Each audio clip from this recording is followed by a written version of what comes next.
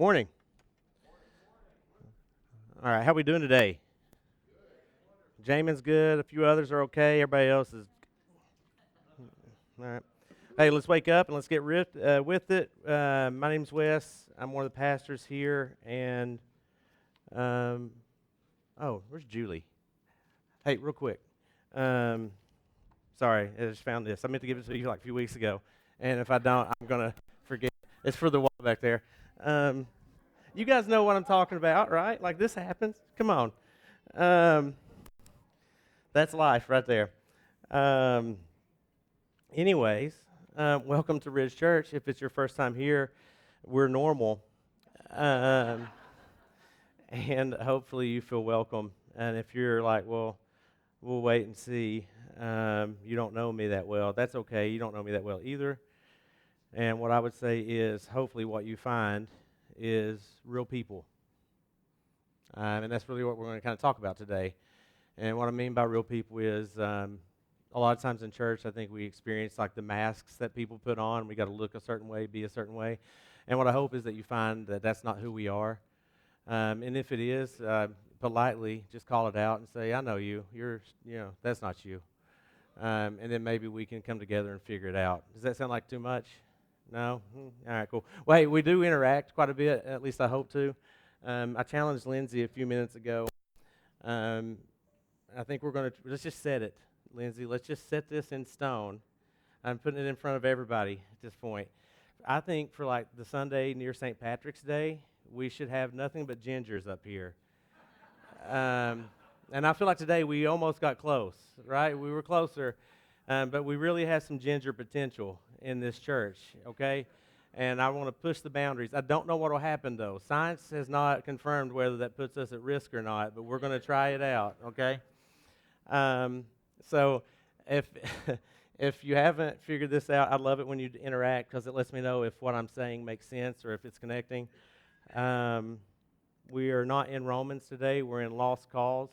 And this is the second part of this short series, and we're going to talk about your story and how your story matters, okay?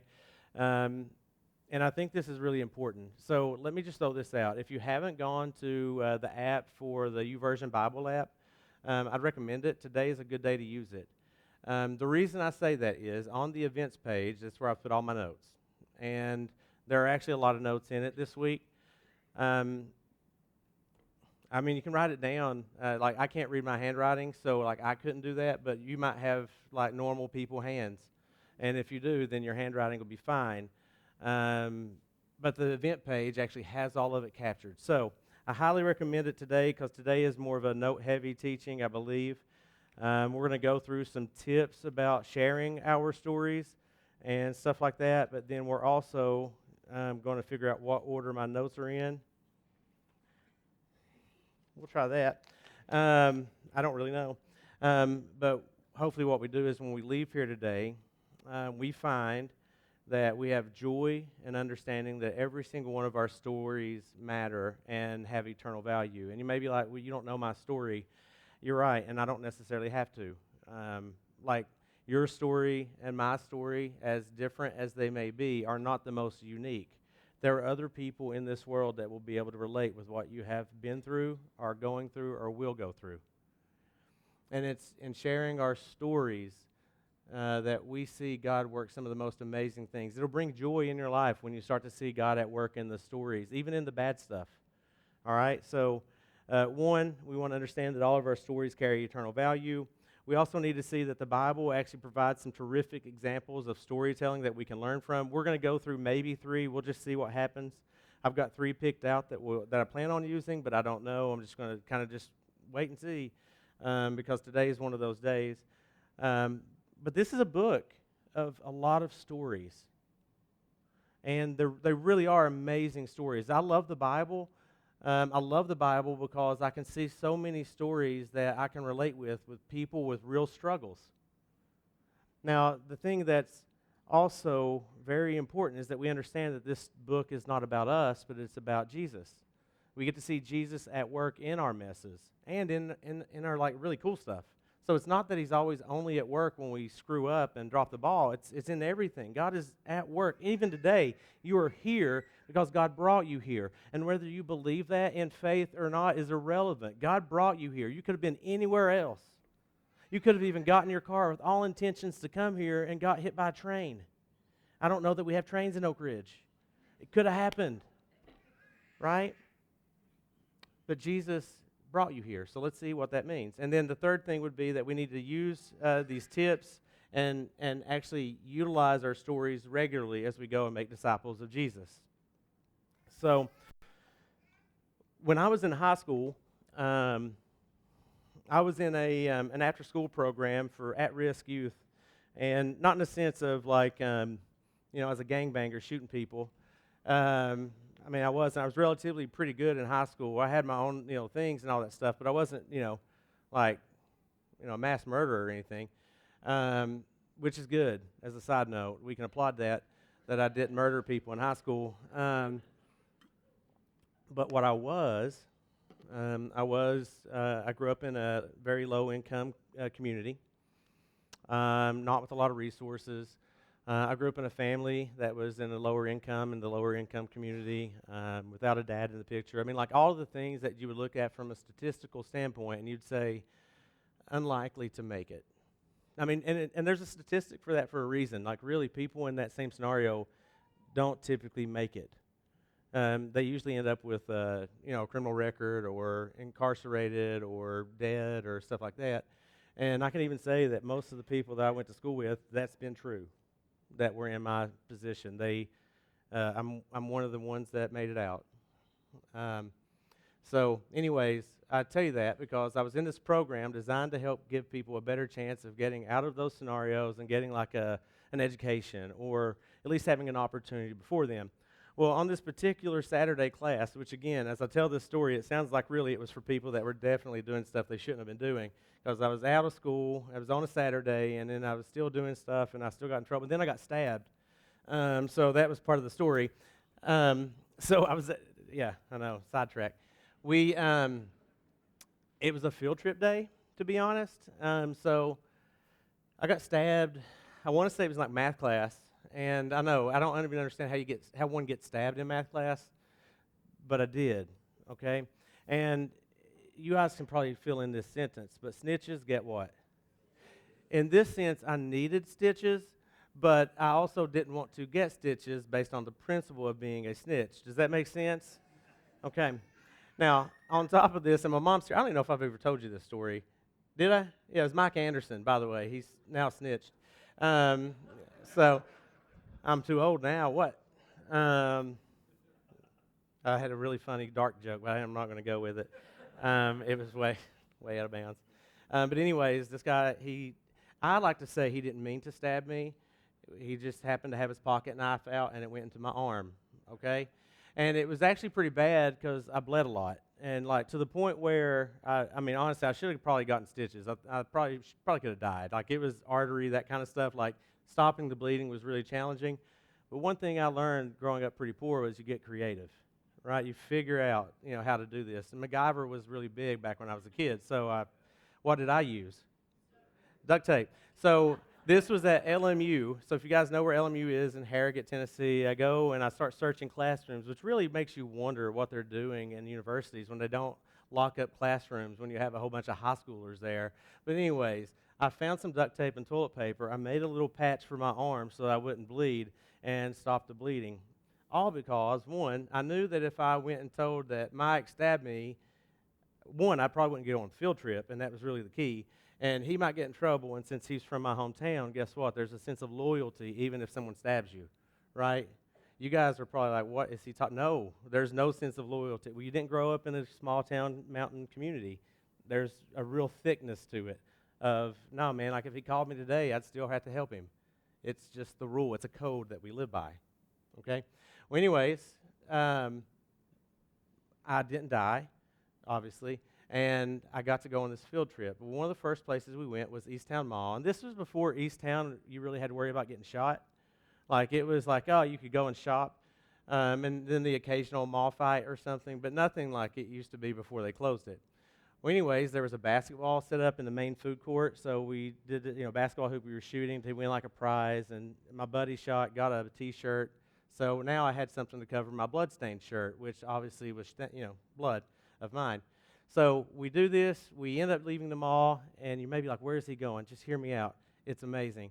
I go to the Ice Bears, which I don't know if that was what they were called at the time, but we get there, and there are these two really, really attractive girls. And I mean, like, I got to figure this out. So I spit some game, okay? And in my game spitting, I get the girls notice that I have a little blood on my shirt, and they're like, oh, what happened? Yeah. Well, I'm still kind of processing it. But we stopped at a gas station on the way here, and my buddy went in, right here, and man, I came in a little bit later, but I noticed something was different. And when I opened the door, there was a gunman, and that gunman had my friend demanding money, and I knew that there was only one thing I could do. So I rushed the gunman. I saved his life. I know. I saved his life. And when the gun went off, it grazed me. I mean, I got. But I'm going to tell you what, my friend is here today. And I'm really proud of that. And can I get them digits? And I can say I got the digits, okay? I got the digits. Now, the reason I tell you this story, because you may be like, what's this have to do with anything today? Really very little, to be honest. The reason I tell you that story is because it's amazing how the story can break down walls that we have built up. So hopefully, like, if you come in here and you're like, I don't know what to expect, maybe you feel a little reserved or a little bit apprehensive, or maybe I don't know how I'm going to fit in, or, all the things that I tend to feel when I go to a really churchy place, like feelings of maybe shame or guilt or judgment because I haven't made all the right choices with my life, or maybe I don't fit in because I'm not wearing the same kind of shirt or pants or shoes. Like all of those things. You see, the amazing thing about a story is it can disarm you. Much like I did this gunman at the gas station, right? But here's the thing, and I will say, I share a lot of my own personal stories when I teach here. They are, honestly, they're almost always fully true. Every once in a while I might embellish a little bit, but I don't really have to. Like, I don't know. I don't know what's happened, why God chose me. But, like, there are moments where God just, it's like, and this is a Wesley moment. Here we go. Like, one time driving a Jeep, I can tell you a story about a bird hitting Courtney in the face. It was so amazing, and I caught it on video. And I got it in slow-mo. It's fantastic. But anyways, the whole point being that our stories have the potential to break down walls in any kind of conversation. It can remove tension, or it can actually build it. And like, tension is good and bad. There are moments where tension prevents us from hearing what we need to hear, but there's also a moment where tension really builds up into a point so that it calls us to make a decision. And I hope that today there's a couple things that happen, that when we leave here today, that there's enough tension built up within us that if we've never chosen to follow Jesus, that it causes us to see him as the absolute ultimate treasure that our lives could ever have. Because he is not like us. Like, he was a man like us, but let's not get this twisted. Like, we were made in his image, not him in ours. And because of that, we need to actually lean into him. Like, there is an amazing beauty in who God is. So I'm hoping that calls us to that. And then secondly, if we are followers of Jesus, what I hope it leads us to do is that you understand that, like, my stories and your stories may be very different, but your story is just as powerful. My story is powerful. These stories are powerful because God is at work in every single one of them. It's not the story that that has the power. It's the God that is in your life moving, and he will use your story in amazing, amazing ways. So that said, let's just start with like the tips. I want to give the tips first, and then we'll get into like the telling of the stories and some of the biblical examples. But there are some tips to sharing your story that will help disarm the person on the other side of you so that we can then engage with them toward a deeper sense of seeing Jesus manifest in the lives of those around us. So the first things first, be real. People relate more to realness than perfection. It's why, like, a lot of times you could say that church is really, when it's too churchy, so to speak, you lose people. When it's about the orthodoxy of church, like the pomp and circumstance, the ceremony. And here's the deal. The church isn't a place, it's not a service, it's a people.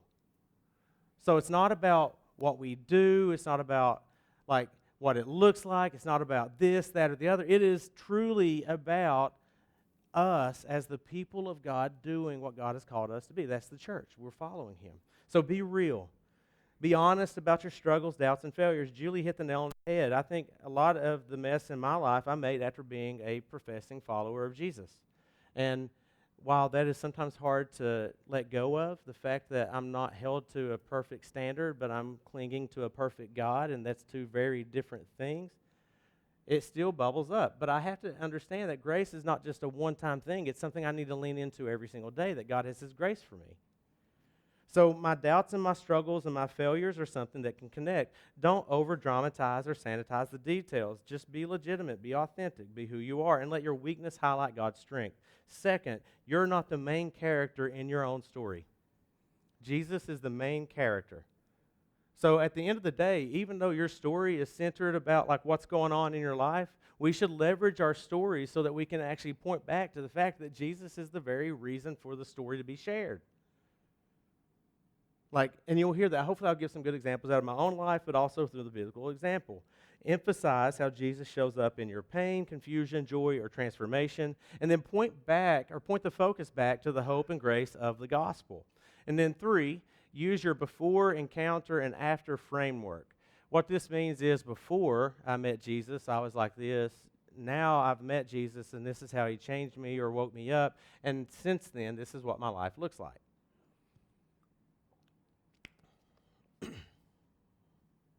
Next up would be know your audience. Stories that I share from here, and Jamin, you've been on a mission trip with me. Sometimes they're told a little bit differently when I'm in Guatemala, for example, because the context matters. Like the audience is different. Obviously, I don't tell the same exact stories to Hudson because he's 9 and my kid, and I don't want to hear about it later, right? But you get what I'm saying. I don't always share the same story down in Ridge Kids, put it that way. It would be weird. You know what I'm saying? Thank you, Jamin.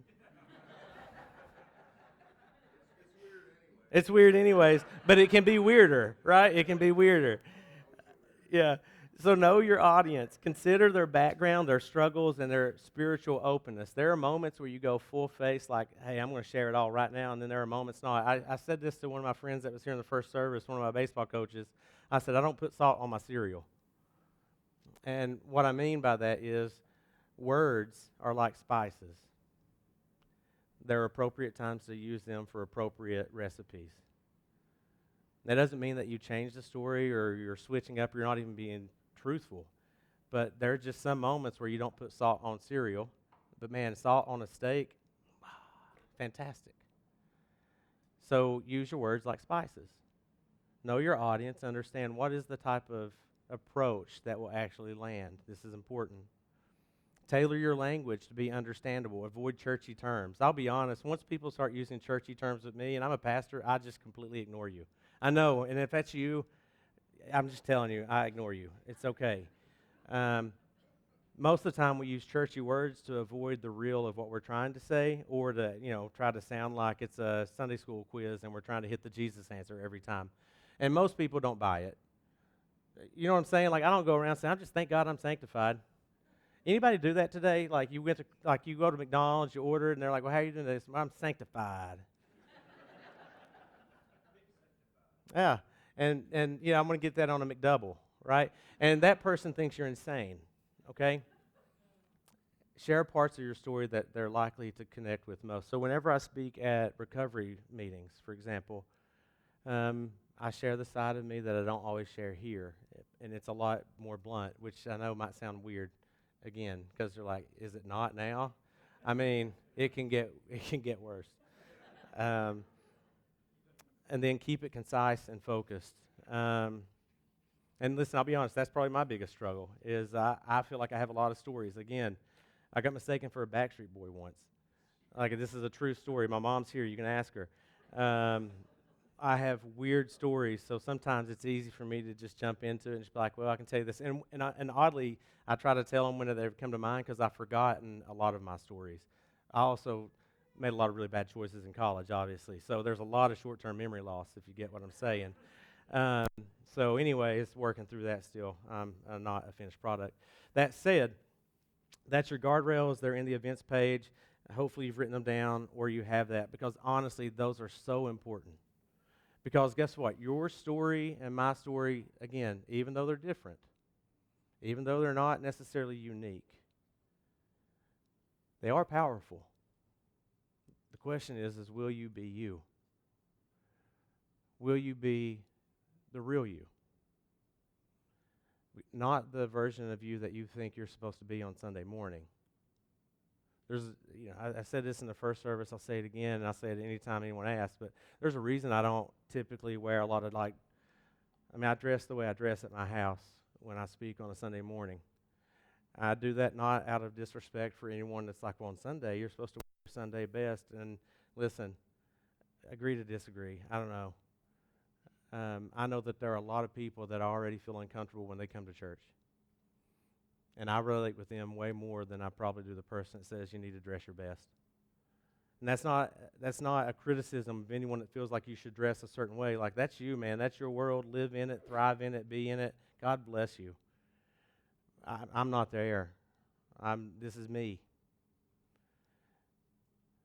I know that when I grew up in church, I was criticized often for not looking like I grew up in church. So I probably have some traumas there that hold me back from being that type of person. Does that make sense? Like, it just is what it is.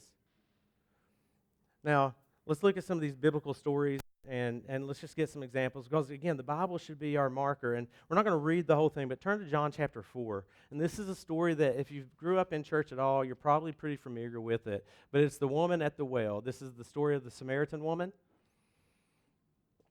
We'll give some backup story. I'm not going to read the whole thing. Maybe a couple of verses is about it. But you can see it's pretty much the whole chapter, 42 verses worth. And the overall theme of this chapter is Jesus values and pursues the outcast. You see, what you have to understand is in the context, this Samaritan woman, first off, was Jesus Samaritan or Jewish? Jewish. All right, that's important.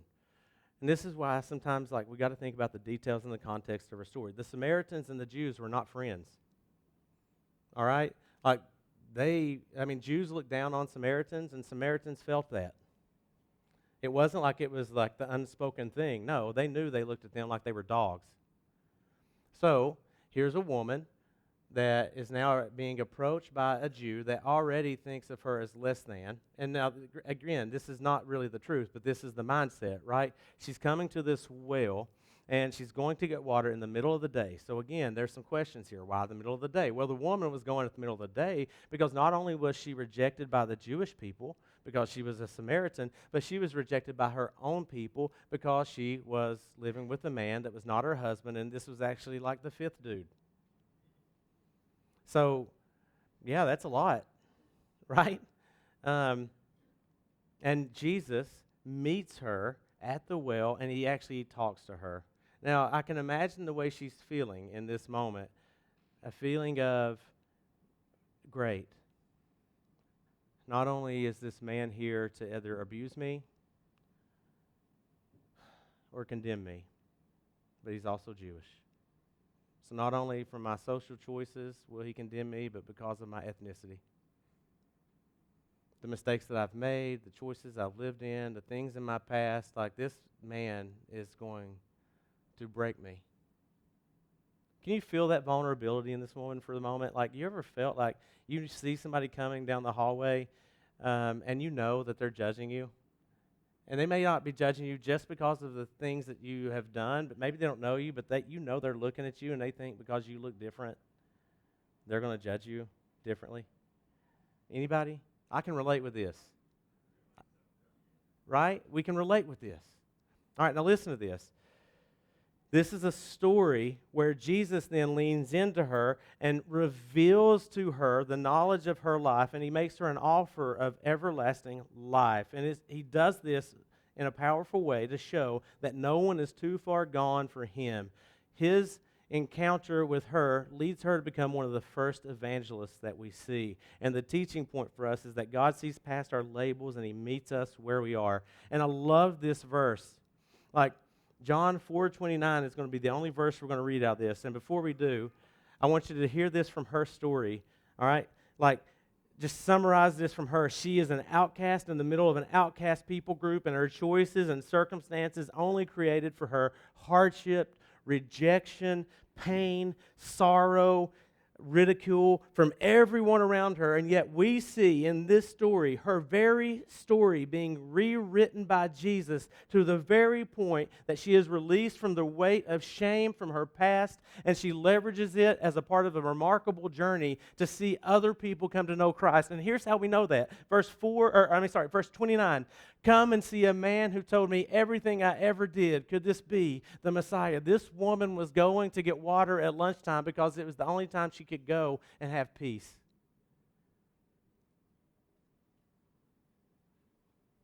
She was going so that she wouldn't be mocked. She was going so she wouldn't be wounded. And listen to this. The very thing that was wounding her, the very stories that were actually causing her this pain, that people were throwing. You remember whenever you were with Joe and Larry? Do you remember when? You remember when you abandoned your husband? Do you remember, hey, that guy you're with, that's not your husband. She got cold-played by all the people around her. Legit. She got cold-played. She got cold-played. And yet, here's the thing.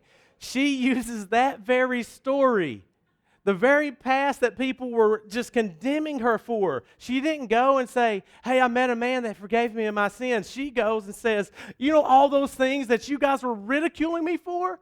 He told me. I've never met him, but he knew me. He knew my story, and he saved me. He gave me life. He didn't give me water. He gave me living water. The very things in my past are now the pathway to my hope.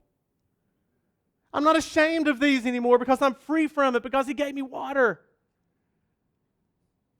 The very thing that you used to hold me in slavery to, in bondage to, the very burdens that you held above my head, the very weight on my shoulders, he freed me from, and they're a testimony to what he has done. Come and see a man that told me everything I've ever did. Her story is amazing. And to be honest, maybe this is you, and if so, then you and I have some relation points here. Because maybe you and I can relate with this fact. For me, one of the places where I can most relate to the woman on the well is in church.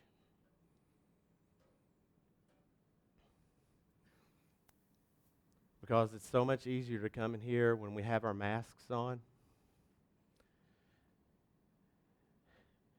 And you know all the mistakes that you've made. And all the choices. And all the failures. And all the brokenness and the bags that you carry.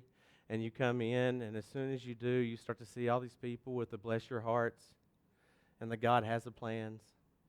And the smiling faces that act like they've never had a bad day in their life.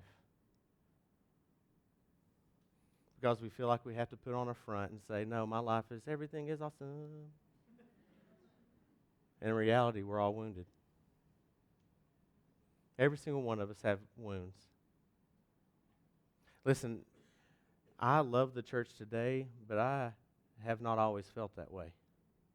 And I can tell you, churchy people bother me. I don't necessarily like them.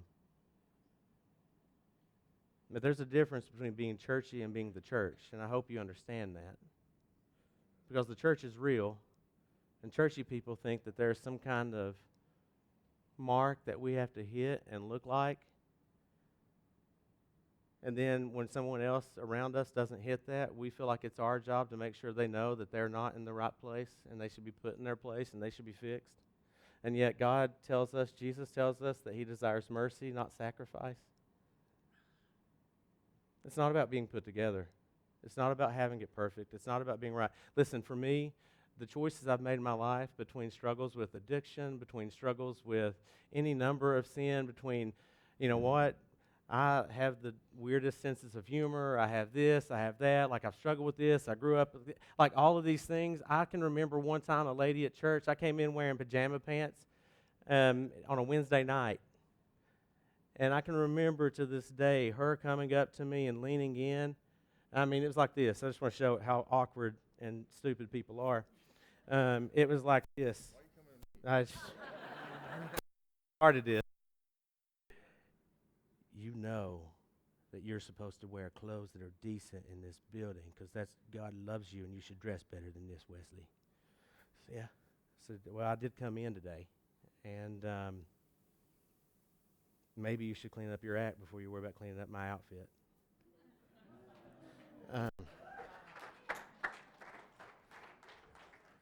I was just a punk college kid at that point, too, so it was probably the wrong way to handle it. But I can tell you that, did anyone ever feel that way at church? Or is it just me? Like, we can raise our hands that church people, listen, and I'm not trying to bash the church. I need you to understand this, that there is a very fine line between being the church and being churchy. You see, the Pharisees and the Sadducees, they were the recipients of some of the harshest criticisms of Jesus in his time. And they would have been people that you would have said, they're extremely churchy. And yet, the leper, the outcast, the genuine, true believers, Jesus always had his arms open with, and they were not cleaned up. Anyways, this is one of those places where my guilt and my shame prevented me from ever seeing Jesus in church because all I felt was condemnation and judgment, and that was a barrier for me for a long time. I hated the church. I loved the idea of Jesus because I could see Jesus in the Bible, and he looked nothing like the people that said that they knew him. And I resented it. My mom can tell you this is true. I hated it.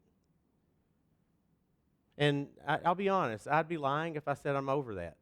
I'm not over that. Like, there's still baggages from those traumas of being treated differently by churchy people that claim to reflect the goodness of God. Like, I know that I have biases in my life that when I see it, I automatically get on the defensive. And, you know, I really pray that God helps me overcome that because I think sometimes that'll be a hindrance for me in being able to do ministry to people that still need Jesus. I'm not saying I'm perfect. That's the whole point we're here. Guys, I'm not perfect, you're not perfect, but our stories matter. And then we can fast forward over here to the place. And like, if that's you, if you came in here feeling already judged, I promise you, listen, if there's someone just, kick them in the shin. It's fine. And then just tell them I said to do it. But at the end of the day, find someone that doesn't look at you and judge you. Instead, find someone that looks at you and says you are loved. And I promise you, that's the kind of people to hitch your wagons to. These are battle buddies. And then, you know what? Come and tattle. It's totally fine. Here, snitches don't get stitches. All right?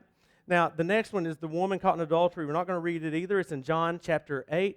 And this is one that is really amazing. And all of these are amazing, to be honest, but I want to just skip straight into her story, and I kind of wrote it from a perspective of what would it be like if she were to tell us how she felt. Does that make sense? So I'm going to speak from the perspective of a woman, which I know everyone here is like no better expert, right? Yeah. Luckily, I don't have to go too far on this one. So let's see.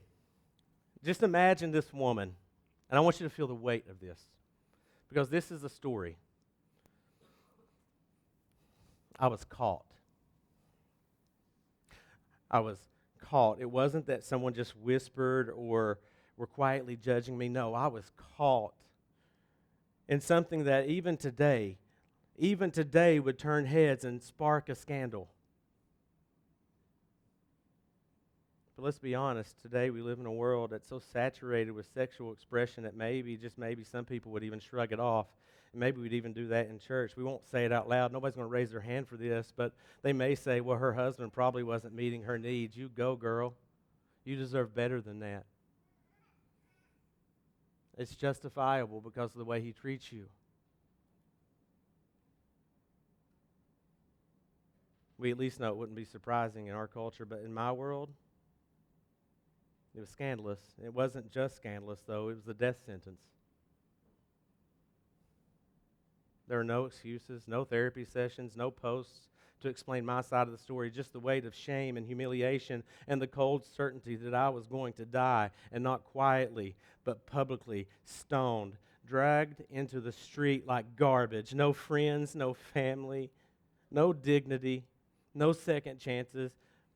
Have you ever felt this kind of shame where you've been busted and you know now your world is about to come falling apart? You've lost everything. The kind of terror that I felt in this moment, I can't put into words, but I knew in moments I am going to die. Let me ask you a question. And this is a free pass. Normally we say, put your phones on silent or put them away or something, but take out your phone for a second. Go ahead, take out your phones. It's a play all, as a side note. We're going to do something. We're going to do a thing. All right, you got your phones out? Go ahead and use your Face ID or whatever and unlock it and hand it to the person next to you and tell them they have free passes to look at all your DMs, all your text messages, all your media searches, all of your web searches, every single, yeah, exactly, right? Yeah, no, listen, I'm preaching this, I wouldn't give y'all my phone, and I don't even do anything. You know what I'm saying? Like, all of a sudden was like, ugh. Right? And that's okay. Listen, I'm not here to condemn. I just want to point out the fact we all have stuff. We all have stuff, man, that makes us feel judged. And listen, I'm not even saying that everybody was on something really scandalous, like you were just trying to, like, something really stupid that you searched, like, what shoes to wear with black pants. I don't know. You're like, I'm just embarrassed by it. It's not that it's wrong, but I feel like an idiot. Right? We all have those things.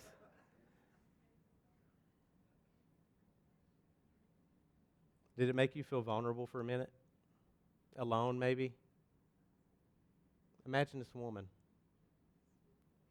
And to make it worse, he wasn't there. The man they caught me with was gone, vanished, not even a single hand lifted up against him. But me, I'm going to die alone in my shame. And then, guys, listen, and then he stepped in. He stepped in.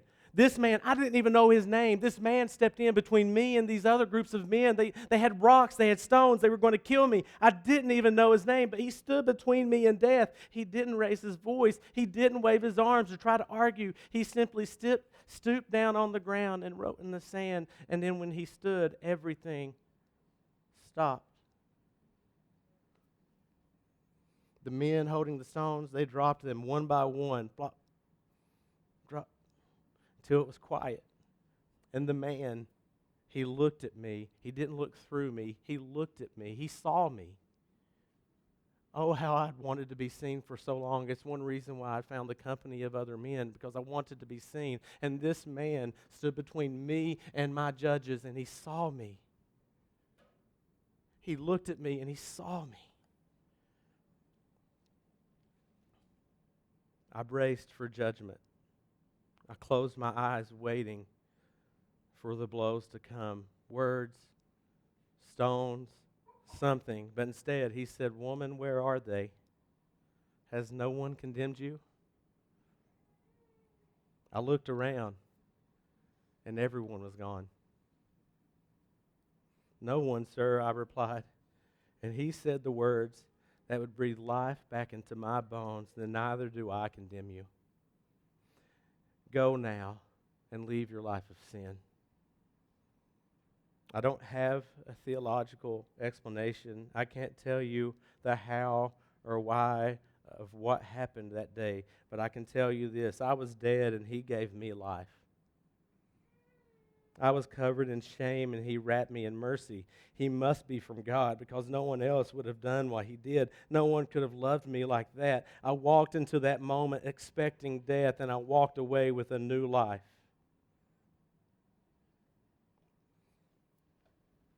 You ever thought about that story from that perspective? You see, your stories and my stories offer unique perspectives that actually allow us to see and others to see God at work in any kind of scenario. So don't be ashamed of your story. This woman could have just said, "Well, I'm never going to tell that moment." Like, I know that as my kids get older, I have to talk to them personally about my struggles with addiction. One, because I don't want them to repeat the same mistakes that I've made. But two, because honestly, it's a part of my story that God has given me so much life out of.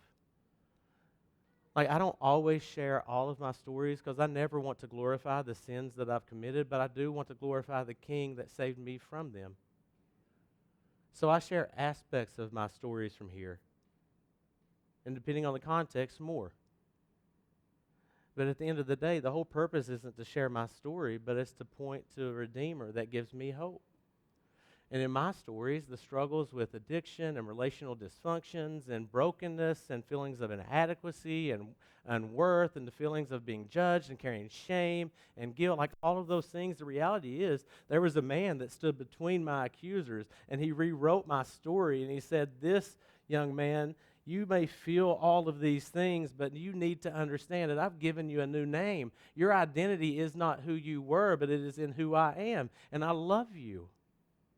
And everything changes. And the last story that we'll go to is Zacchaeus. And anybody, if you're not familiar with Zacchaeus, he's an interesting person. This is about personal transformation and acceptance. He was a corrupt tax collector that climbed a tree to see Jesus. Jesus called him down, and he actually hung out at his house, and Zacchaeus' life is transformed. And what you need to understand is there's a few things here. Everyone is seen, everyone is called, and everyone can change. Jesus sees values where others see sin, and Zacchaeus was not necessarily easy to find if you think about it from our perspectives. You got to understand that his story involves he was a Jewish tax collector for Rome, which means he chose the Roman oppressors to tax against his Jewish brothers and sisters, which means his Jewish brothers and sisters would have looked at him as someone that supported the oppressing regime. The Romans would have looked at him like he was worthless because he's Jewish. He was caught between a rock and a hard place where no one would accept him. Also, he was Bobby's height. He had a lot against him, okay? In fact, you might know Zacchaeus' story because he was a wee little man, right? And the beauty in this story is that he had severe FOMO. Anybody ever have FOMO? Right? Like we have it, and it's okay. This is a story we can relate with. Zacchaeus had FOMO. There is the whole hubbub coming across town. He really wanted to see what it was about, and being vertically challenged like Bobby, he needed to get some kind of like thing to separate him. Well, all right. Who here walks around town looking in trees for people? Nobody. Listen, there's a certain age where you know that if you climb a tree, you risk a broken hip. I'm there. All right, so this guy was too. He is going through, he climbs up in a tree to get a view of Jesus. Jesus is navigating through all these crowds, and yet Jesus sees the unseen. He sees the man that everyone hated. He sees someone that everyone rejected. He sees someone that has taken advantage of the vulnerable, and yet he looks up and he directs his gaze to Zacchaeus and he says, "Hey, I don't know. Hey, get on down now." Right? And Zacchaeus says, "Well, all righty. I don't know." Right? So Zacchaeus comes down, and Jesus then tells him, "We're going to have lunch at your house. You're going to invite your friends. And by the way, your life is about to be transformed."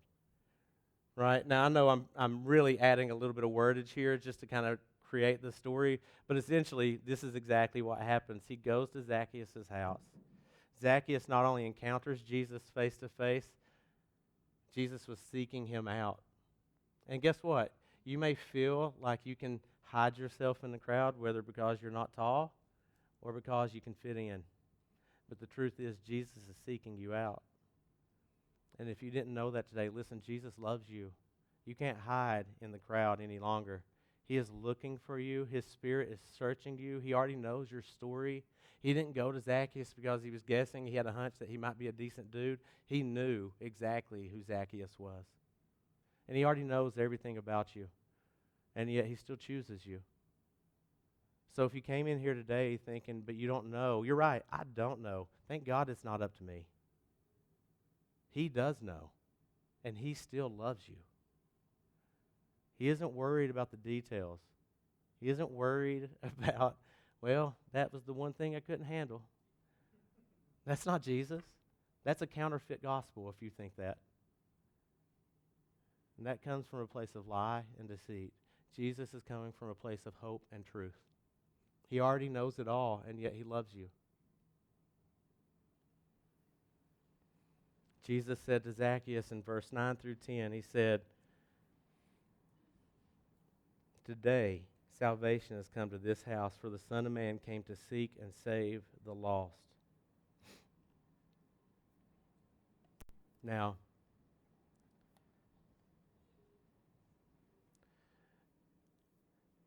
for me,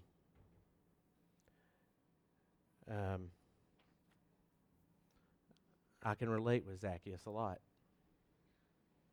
And we're going to wrap up here in just a second, but I want to share my story. I said it a moment ago. I grew up in church, but because of the way I perceived church, I had a real hatred for church and church people. I saw the Bible, and I loved the Bible. I was drawn to the Bible even as a kid. Like, I really enjoy reading it. I love reading it today because I see this story of a God that loves people. And we have very little, if anything, to offer. Nothing that he needs, absolutely, but things he wants, like our hearts.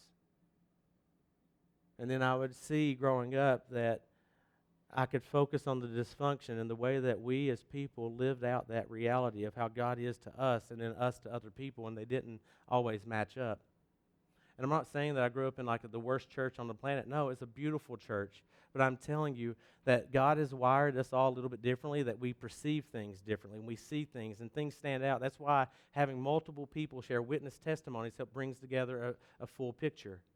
My experience was I would see all these people that claimed to love Jesus, and yet what mattered most to them in regards to other people was their socioeconomic status, was the level of education that they did or did not have, was whether or not they had a dad that was in their home, whether you were divorced or not, this, that, or any other detail that you want to fill in. And maybe that's not that weird of an example to you because you felt that same kind of judgment before.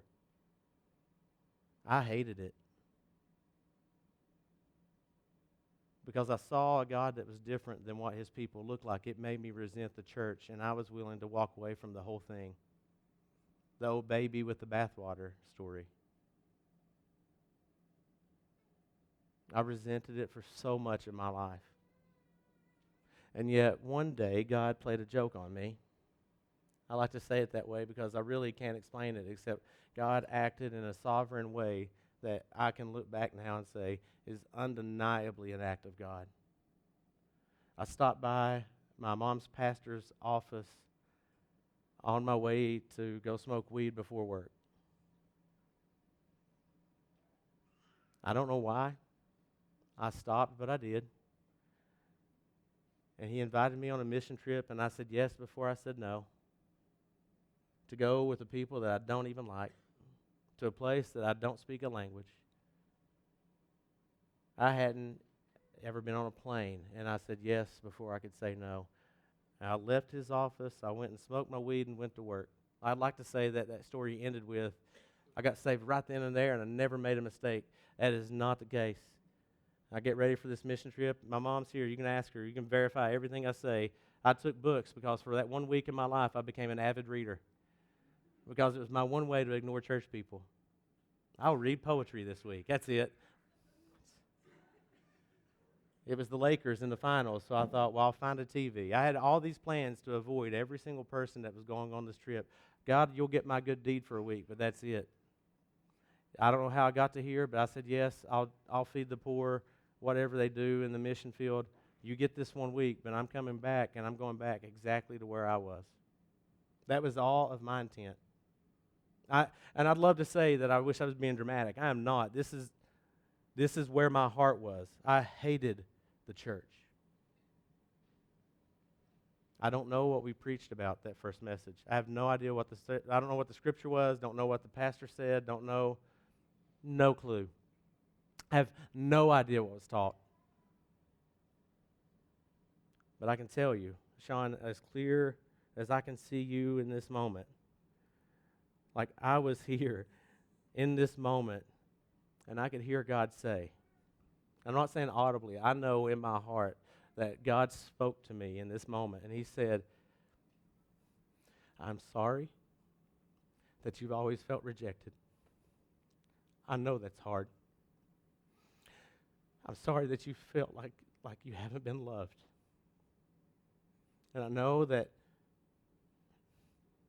when it comes to my people, you've felt condemned. But I'm not like people. People are made in my image. I'm not theirs. And as imperfect as you've ever experienced what it's like to be around me, I need you to understand one thing, that I love you.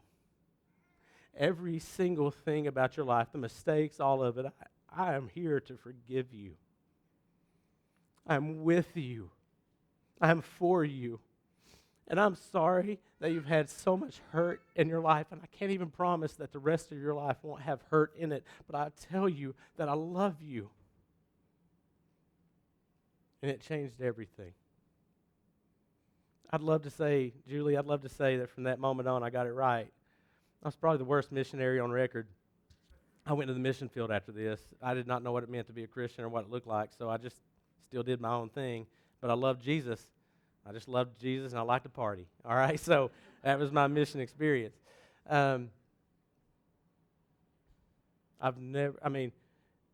was the moment that I recognized and felt God's love for the very first time. I have no idea what the gospel message was taught. I don't even know what they said, but I know that Jesus loved me, and he brought me in that moment, and there was no other explanation for why I was in that seat. And that may be you today, to be honest. You may be here today, and you have no idea why you're here today. You may have no understanding of what it is that God has brought you to this house. You may have been here for the last 1,000 Sundays and still not understand why God has brought you here. Well, I will tell you why God has brought you here, because he loves you. He doesn't need you to be perfect. He doesn't ask you to be perfect. He isn't looking at you and saying, well, that's a little too sketchy. That's beyond my, capabilities. No, God is saying to every single one of us that if we will trust him, if we will follow him, if we will learn and lean into him, if we will just love him with all of our heart, with all of our mind, with all of our soul, listen, he will change everything about who you are. And in the best of ways. Does it mean you'll get it right? Absolutely not. You're going to screw it up a lot, and that's okay, because grace abounds. He is here for you. He is here with you. He has given you a people to do it with. The question is, if you came in here today and you're like, I don't really know what to do with this, and the only thing you've heard is not that your story matters, but that Jesus loves you, that is enough. And from this point on, listen, if you're not a Christian, will you trust him? Will you follow him, and will you love him? And if you are a Christian, will you use your story? Will you let go of the guilt and shame and understand that it's all part of this amazing journey that God has in store for you? I'm not saying it's a green light to go do stupid stuff. I'm saying that it is a free pass from the past, and now we can look back and say that he has already paid it. And now we are free, and we are free indeed. Will you love him today? Will you share your story? And will you leverage it to take the gospel outside of these walls? Because there are people all around just like us that need to hear the truth of the gospel. And your story may be the only one they ever hear it through. If you came in here looking for hope, I promise it's to be found. Worship team, if you'll come on up. Guys, God loves you. Jesus loves you is not just a song. It's a truth that changes everything. What a God that would save a sinner like you and me. Will you trust him with your life? Will you trust him with your eternity? Will you trust him with your story? And will you take it and make disciples? That is the call of the Christian, to go and make disciples, and your stories will help do that. Trust it. Trust that God is doing an amazing work in your life. I promise you, it doesn't mean that it'll always be perfect. It doesn't mean it'll always be pretty. In fact, it'll probably often be gritty. But you'll never be alone. Father, thank you so much for who you are. Thank you for your goodness. Thank you for your forgiveness. Thank you for my brothers and sisters in this building, on this stage, in the drum room. God, you've given me a family now.